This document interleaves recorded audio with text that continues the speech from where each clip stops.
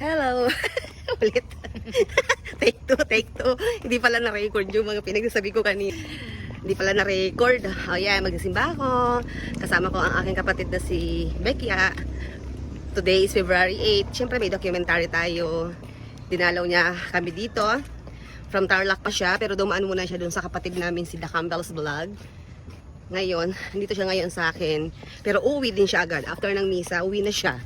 So, wala lang.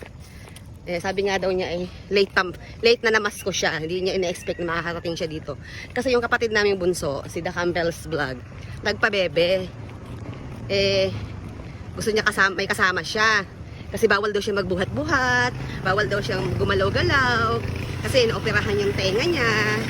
Kaya, itong kapatid ko, may trabaho to, pinalib niya. Kasi nga, kailangan daw niya ng kasama.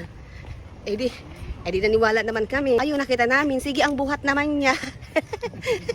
Nagpabebe lang pala.